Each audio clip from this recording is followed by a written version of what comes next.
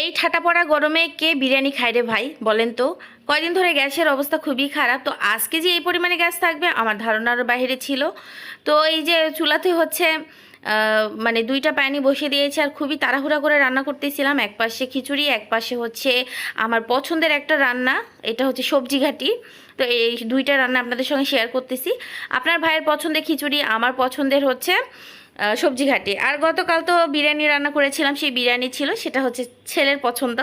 ছেলে বিরিয়ানি খেতে এত বেশি পছন্দ করে, তার জন্য রান্না করলে আমরা শুধু একবেলা একটু করে খাই আর বাদ বাকি রেখে দিয়ে ও ফ্রিজে রেখে রেখে বারে বারে গরম করে করে খাই। আর এদিকে হচ্ছে দুইটা তেলানি দিয়ে দেওয়ার পর তারপরে হচ্ছে চাল আর ডাল একটা করে একটু ভিজে রাখবো, কারণ খিচুড়ির যেই লাউটা সেটা কষাতে কষাতে বেশ অনেকটাক্ষণ চাল আর ডাল ভালোভাবে ভিজবে, আর ভালোভাবে ভিজলে কিন্তু বেশ ভালো হয়। তো এদিকে পেঁয়াজ, কাঁচা মরিচ, গরম মশলা দিয়ে ভালোভাবে ভেজে নেওয়ার পর লাউগুলা দিয়ে দিয়েছি, লাউ আর কয়েকটা আলু কুচি করে দিয়েছি, এতে করে খিচুড়ির টেস্টটা ভালো আসে। আর আপনার ভাইয়ের পছন্দ, যেহেতু 2 দিন আগে লাউ নিয়ে আসতে, লাউটা খুব একটা ভালো ছিল না, একটু শক্ত হয়ে গিয়েছে। তো লাউটা কষায় নিচ্ছি আর এদিকে হচ্ছে পেঁয়াজ কাঁচামরিচ সঙ্গে একটু গরম মশলা দিয়ে দিয়েছি। তারপরে একটু ভালোভাবে ভাজা হয়ে আসলে বাটা মশলা, ঝাল, লবণ, হলুদ দিয়ে দেওয়ার পর ভালোভাবে একটু কষিয়ে নেব।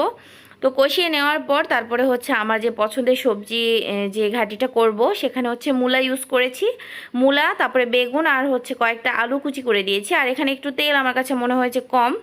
তো ঘাটিঘুটিতে কিন্তু তেল মশলা একটু বেশিই লাগে, যেহেতু মাছ ছাড়া। তো মাছ ছাড়া হইলে কি হয়েছে, এটা হচ্ছে মাছের থেকেও বেশি টেস্ট হবে। এখানে হচ্ছে আমি কুমড়ো বড়ি ইউজ করব, আর এখানে হচ্ছে কুমড়ো বড়ি আর হচ্ছে কি জানো, ডিম। তো এই দুইটা ইউজ করলে কিন্তু আর মাছের কোনো কমতি থাকে না, খুবই মজা হয় খেতে। আর এই যে এগুলো সব কুচি করে কেটে নিয়েছি, একদম ঝুরি কুচি করে মানে কেটে নিয়েছি। তারপরে এই যে ভালোভাবে এটা পানি ছাড়াই একদম সেদ্ধ হয়ে যাবে, হালকা আছে, এটা রান্না করলে খুবই সুন্দরভাবে সেদ্ধ হয়ে যায়। তো এটাকে ভালোভাবে মিশিয়ে নাড়াচাড়া করে ঢাকনা দিয়ে ঢেকে রেখে দিয়েছে। আর এদিকে আমার লাউয়ের পানিটাও শুকিয়ে এসেছে, যেহেতু লাউটা একটু শক্ত ছিল, একদম মিহি হয় নাই। তো বাদ বাকি চাল আর ডালের সঙ্গে এটা রান্না হয়ে যাবে। ভালোভাবে এটাকে চাল আর ডালের সঙ্গে মিশিয়ে জাস্ট এটা ভালোভাবে কষিয়ে নিব যতক্ষণ পর্যন্ত পানি না শুকাচ্ছে। আর এদিকে বেশ অফ ক্যামেরায় ঢাকনা দিয়ে ভালোভাবে নাড়াচাড়া করে এটা একদম পানি শুকিয়ে নিয়েছি। এখানে কোনো বাড়তি পানি দেই নাই, এটা শুধু মানে হচ্ছে হালকা আছে, বেগুন টেগুনের পানি যেটা বের হয়েছে সেটা দিয়ে সেদ্ধ হয়ে গিয়েছে। তো এখন এই যে ঘুটনি দিয়ে ভালোভাবে ঘেটে নিচ্ছি। তো ভালোভাবে এটা ঘেটে নেব, একদম মিহি করা যাবে না, এটা একটু আধা ভাঙা থাকবে, মানে হালকা হালকা গোটা থাকবে, হালকা হালকা মানে ভেঙে যাবে এরকম আর কি অবস্থা। তো এর মাঝে আমি একটা ডিম ভেঙে দিয়েছি। তো ভেঙে দেওয়ার পর এটা আমি হচ্ছে ঘুটনিতে একদম ঘেটে নিব, কারণ এটা একদম মানে ঘাটির সঙ্গে এটা মিলে যাবে, কোনো রকমের দানা দানা ভাব থাকবে না, গোটা গোটা ভাব থাকবে না, কিন্তু টেস্টটা অনেক ভালো থাকবে। আর এ পর্যায়ে আমার কিন্তু ঘাটা হয়ে গিয়েছে, এই জন্যে হচ্ছে আমি কুমড়ো বড়িগুলো ভেজে উঠে রেখেছিলাম, সেটা ভেঙে দিয়ে দিচ্ছি। এটা গোটা রাখা যাবে না, এটা ভাঙতে হবে, কারণ এটা ঘাটির মধ্যে কিন্তু সবই আধা ভাঙা থাকবে, এতে করে টেস্টটাও ভালো থাকবে, খেতেও বেশ ভালো লাগবে।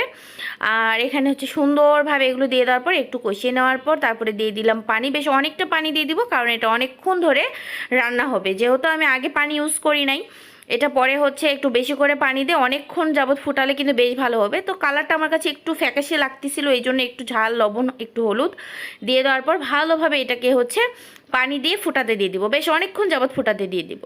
তো এটা ফুটুক এদিকে, আর এদিকে হচ্ছে আমার খিচুড়ির পানিটা একদম শুকিয়ে গিয়েছে মানে চালের। তো এখন এখানেও সেদ্ধর জন্য পানি দিয়ে দেবো, দুইটাতেই সমানভাবে বেশ অনেকটা পানিতে ভালোভাবে ফুটাবো, যেহেতু এটা ল্যাটকা খিচুড়ি কিন্তু পানি একটু বেশি লাগে, কারণ সেদ্ধ হবে এবং যেই ঘনত্বটা করব সে ঘনত্বটাও সেই পানির মধ্যেই থেকে যাবে।